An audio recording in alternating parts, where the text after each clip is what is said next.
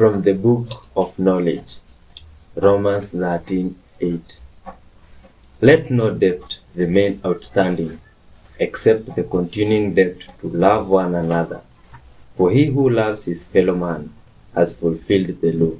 The commandments: do not commit adultery, do not murder, do not steal, and whatever other commandment there may be, are summed up in this one rule: love your neighbor as you love yourself.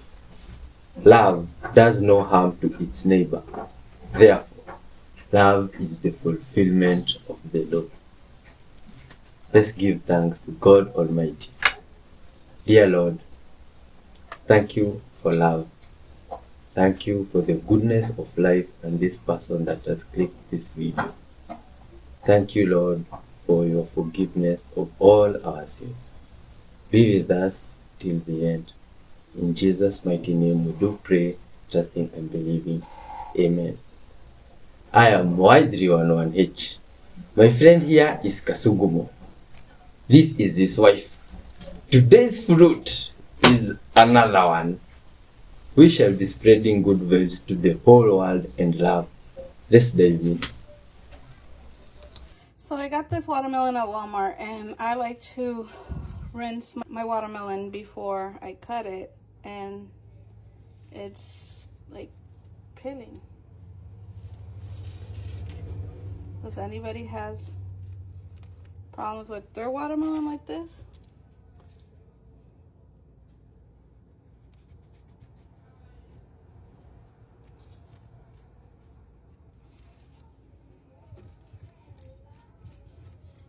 Like,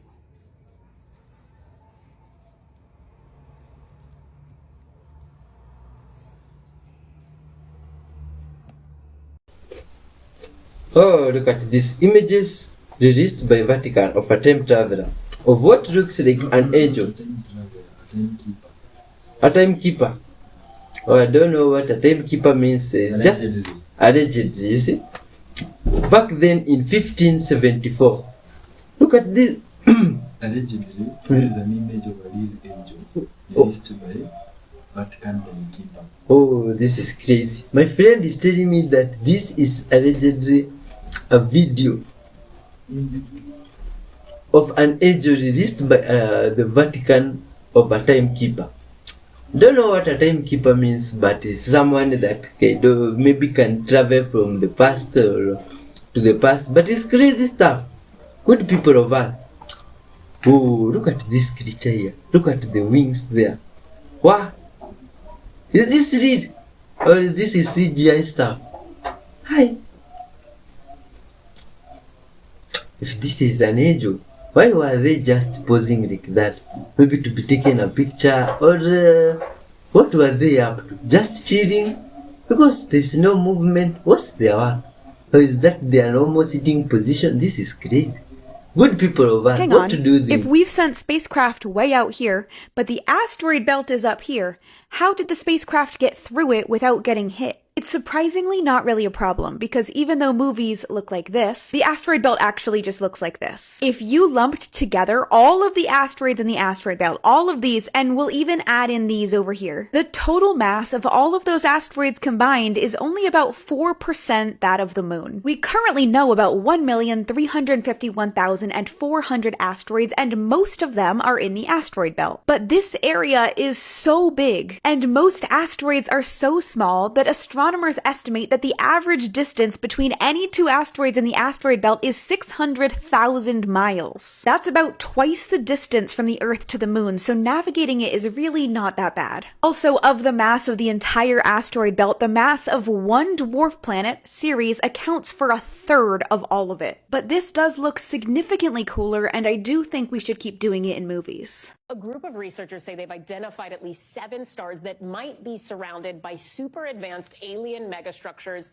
known as Dyson spheres. Yes, I said alien structures, and I know what you're thinking, but just stay with me here, because the basic idea was this: superior intelligent life might build big structures around their home stars or planets as a way to harness or reuse that energy.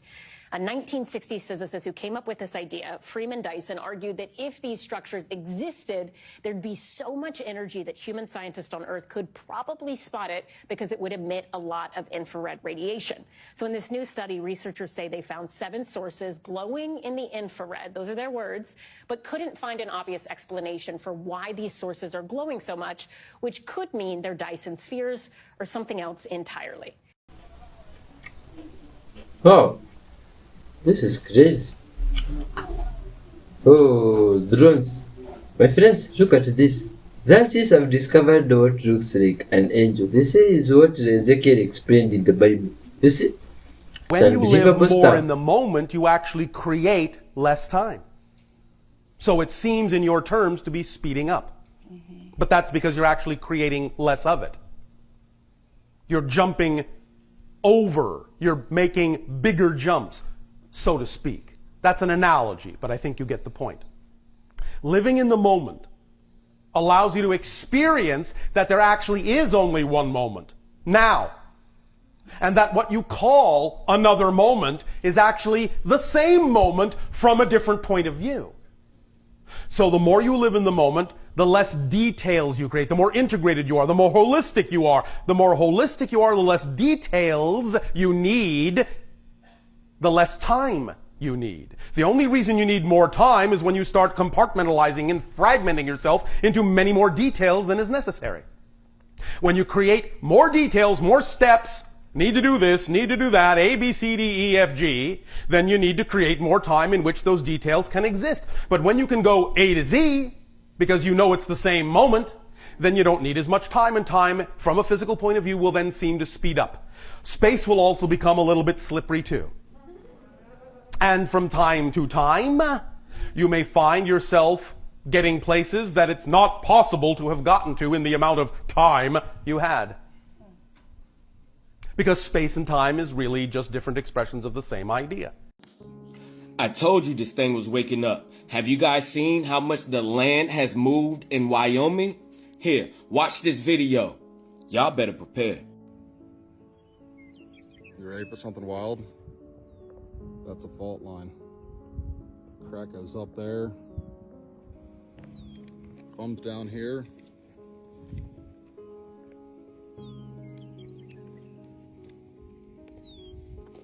Crosses our road here. This is all sinking in here.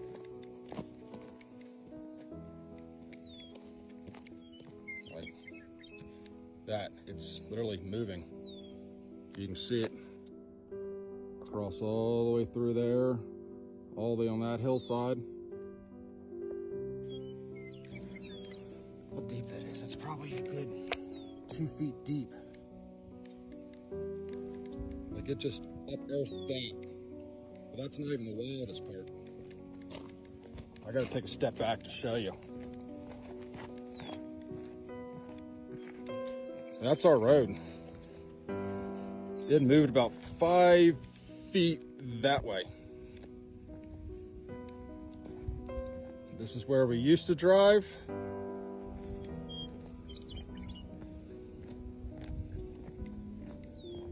And that's where it moved to.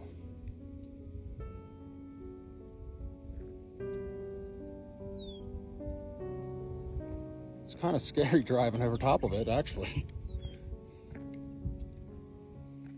Kind of worried that the truck might fall in one of these days.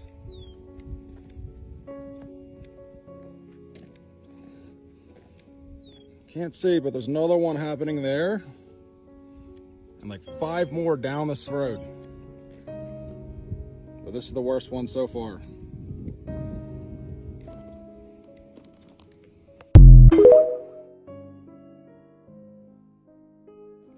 I told you all, there have been major earthquakes at the head of this dragon at Drake's Passage. Not only that, there's been multiple earthquakes around the joint area where it looks like these are wings on this beast. I told you all, it is thawing out. Once it thaws out enough to move, it's going to move, and North America and South America will shift with it. And as you can see in that last video, she has already started to move. He just said that their road shifted about 5 feet. People, the more the summer goes on and the more this animal thaws out, the more she is going to move. I do not believe that it is going to stand up because the other wing is still frozen. So I still believe it's a reptile. So being that that other wing is still frozen, Antarctica, still partially frozen, it's not going to be able to completely get up, but it's going to be able to move that other wing that's thawed out. And that wing is South America and North America. People, this thing is huge. You know, it brings another meaning to body of water. Yes, today we are looking at, it is not a snake, this is a fruit by the way. It's called ice cream bean. This fruit is like a bean, but a giant bean. This fruit emanates from the Amazon regions of South America. This one is very sweet. It tastes like ice cream. This one is so good for bones if you eat it. It is a very good source of fiber to your body. This one, it is so good for strengthening your teeth, the bones, and every ice cream. Very nice. As you can see, we have all the seedlings for this plant. You can even use a spoon to scoop, but me, I'm just using my hands to scoop. It is like ice cream. This is how it looks. White inside, but very sweet. Because if you really were not loved on any level whatsoever, you wouldn't exist. The universe would not support you. You couldn't exist. Now, through the idea of the experience of what you might call the expression of human love, Yes. you will go through the idea of doubting that it can be possible for you. But that's the experience you're going through, is doubting that it can be possible. And because you doubt it, you will create proof that it's not possible. Because every belief system is self-reinforcing. Otherwise, you couldn't experience it as a reality. If your beliefs were not self-reinforcing and self-perpetuating, you would not be able to have any particular experience in physical reality. So if you create the belief that it's not possible for you to be loved, you have to understand that within that belief, a component of the mechanism of that belief will be the proof that you're right. Otherwise, you wouldn't be able to really fully experience what you have created. But you have created it. It's not real. Once you understand that, you will move out of it. And you will see that, of course, you can be loved and will be loved in this life. But your journey is to prove that to yourself. Just Right. as you are proving that you can't be loved. You Right. must now understand that if you can prove you can't be loved, you can just as easily prove that you can. It takes about 15 minutes for the neurological pathways of your brain to rewire themselves effectively in a lasting way. So the idea of whatever form of meditation you are attracted to would be the best thing for you, the best permission slip. And we would say optimally, allow yourself at least 15 minutes. You can go for longer. You can go for an hour. Again, it depends upon how you decide to adjust it that works best for you. But at the very minimum, 15 minutes is usually required for most physical individuals to allow for the appropriate amount of rewiring of the brain to be effective in terms of making the changes that you typically seek to make. These are the 13 things that I wish someone would have told me prior to starting my spiritual awakening journey. Number 1, your permission is required. If you want your higher self to communicate with you, if you want your guides to actually step in and provide you assistance, then you have to give your permission. Number 2, trust the process. Jake and I have this keyword that we say to each other, which is bathtub. Just like a bathtub can only hold so much water, you can only absorb so much information or so much growth at one time. Number 3, trust the timing. And a spiritual journey, you want it fast. You want it now. You find out that all these things are possible and available to you, and you just want to be farther down the road. Ooh, camera's falling over there. Anyways, and you just want to be farther down the road. You want that life that you're trying to manifest. But I promise you that everything is working out in the exact time that it is supposed to. Number 3, healing is really messy. You know, we talk about removing subconscious blockages or limiting beliefs so that we can create and manifest the life that we want. And that's amazing. And please do it. It's worth every second of it. But it is definitely a process and it can be a challenge. It didn't feel good going in. It's not going to feel good going out, but it's worth it. Number 5, things are going to change a lot. And that is a good thing, but that also means you have to be ready, which brings me to number 6. Let go and then let go some more. I know that you think you're letting go, but you're not, trust me. And the universe will get you to the point where you will actually give up control and where you will actually trust. And the sooner that you can let go, the better. Because we think that if we're holding on so tightly that somehow that's controlling the outcome or going to create what we want. But in reality, that resistance is creating what you don't want. Number 7, you already have all the answers. You are the universe. You are source energy. God literally animates you. You are consciousness. You are the creator of this existence. There's going to be so many teachers or gurus that you go to, and that is incredible because they've walked the path. And so they're going to help to teach you or impart their knowledge so that it doesn't take you as long. But at the end of the day, you can tap into the Akashic records. You can speak to your higher self.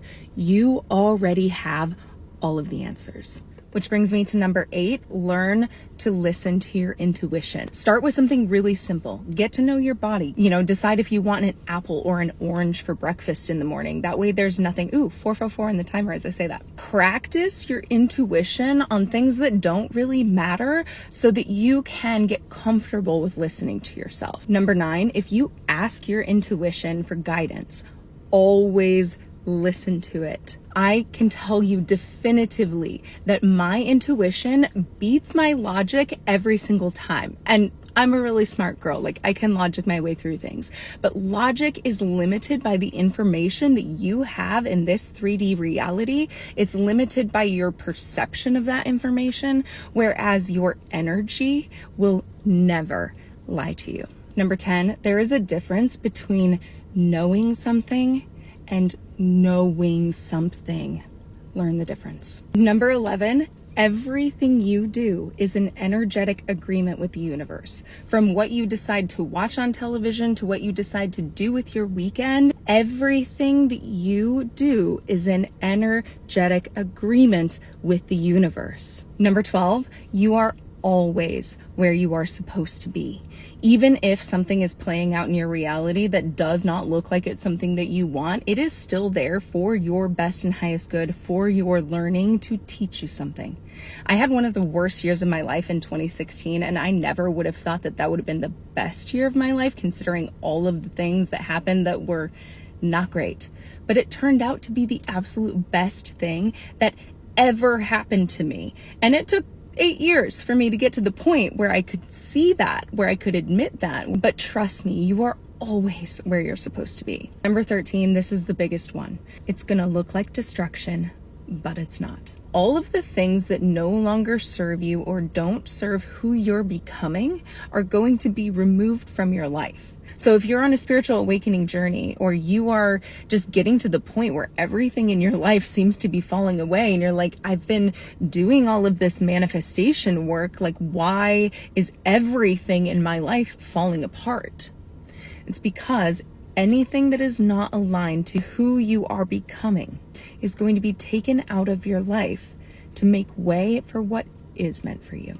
Just know that it's going to look like destruction, but it's not.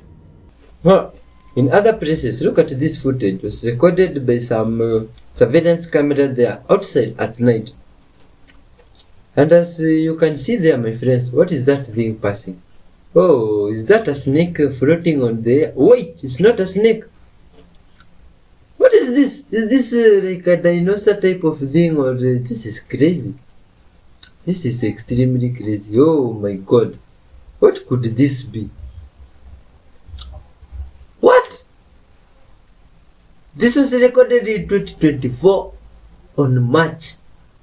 Oh, wow. This is crazy. Unbelievable. Recent. I thought these things were extinct. But maybe this is not real stuff.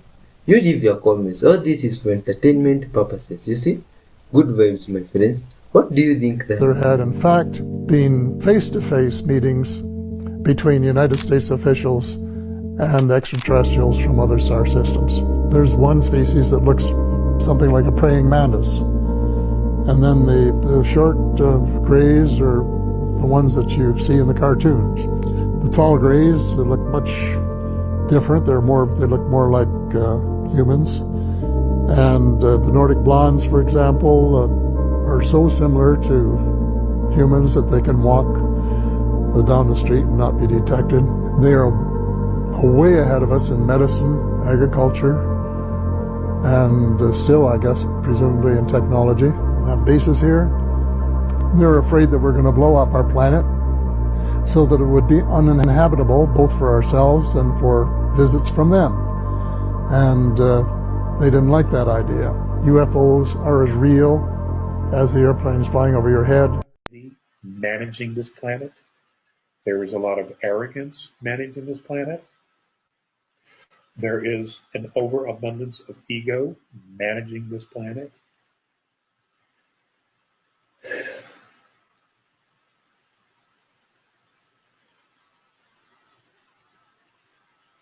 But those kind of beings cannot handle this frequency. So don't be surprised if suddenly, very quickly, they all start leaving. And I mean like soon, very, very soon, imminent, where they just start like they leave and voids are left open for others to fill. Others like some of you sitting out there to step into positions of leadership. People who have a genuine heart and love for humanity and not power. That's not what this is about. This is not about power.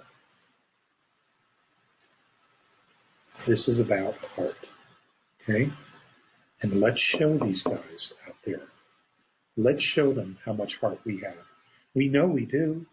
We know when things are at their worst and there's horrible disasters, people do the most incredible things, okay, to help each other. I don't know why we're not like that all the time. All of us. I don't get it. I don't get why we're not like that all the time. Okay, now JP, I'm praying you can hear me, and I'm praying that we're still on here, because I have no idea.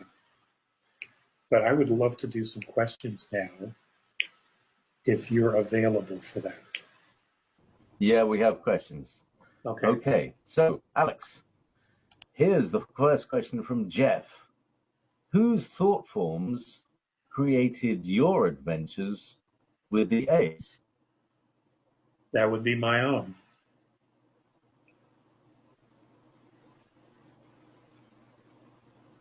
Okay.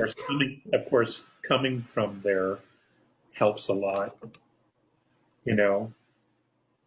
But apparently, I'm co-creating this experience, and I own that. Next question is about the Schumann resonance. Some people, well, this is from Laura. The Schumann resonance was said to have spiked to 90. Some reports say it's as much as 700. Have you any intel on that? I do not. As of last week, I thought it was around 51, 52. I wouldn't be surprised if there were very high spikes. My understanding is that you could look at the Schumann resonance as the heartbeat or the breath of the earth. When you have a spike like that, it would be the equivalent of taking in a deep breath and expanding your lungs, expanding your frequency, taking in the breath of all that is, and then releasing. And what that does is it prepares you for maybe the next jumps, the next big spikes to get us where it is that we need to go. That's my interpretation of it. Right or wrong, that's my interpretation of it.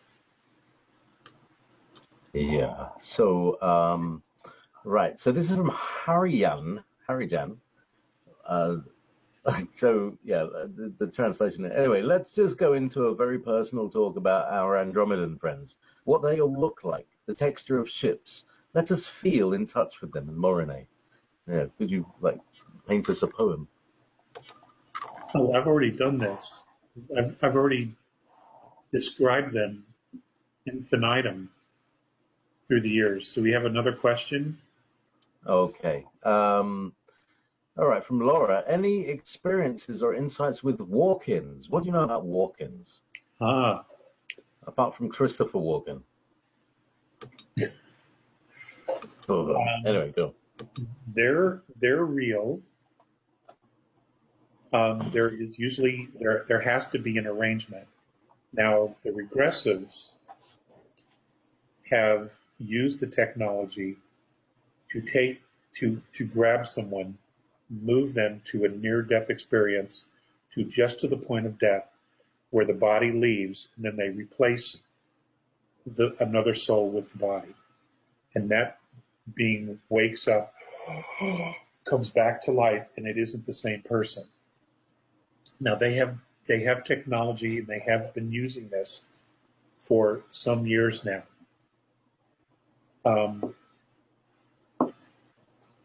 But I've not experienced anyone like that myself. I just know, but I can tell you that all those walk-ins that have had that experience where the original soul has been replaced with a negative one, they're all tagged. Those beings are tagged, and at some point they're all going to drop dead because they stole the body. And that's just simply not allowed. So I don't know who flips the switch. I don't know if it's a harmonic, but at some point, all those people who are like that, they will at some point drop dead. And they will all go together in one lot.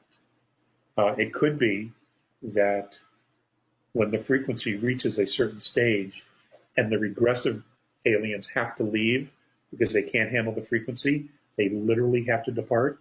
That's what's going to happen. This entire soul group of regressive souls will all go together regardless of what physicality they're in. And that probably makes more sense to everybody. That's a great question. Great answer as well. Thank you. Lauren comes up with some good ones.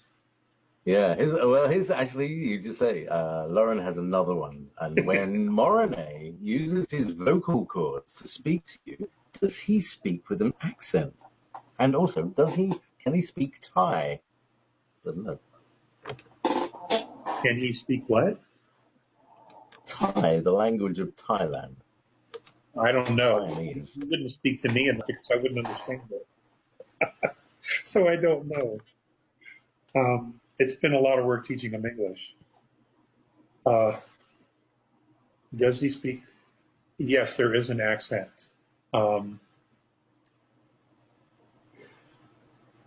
It is hard to describe, but it's almost French and something else. I was going to say, I bet it sounds a bit French Canadian. French and Scottish. To me, that would be the accent. It's not all the words, but many words. He has that. He does. It's somewhere between French and Scottish. So yes. Does he roll his R's in a way? I have not been asked that question ever before, I don't think. Does he roll his R's in a particular way? That's the way, the French do it, like, and like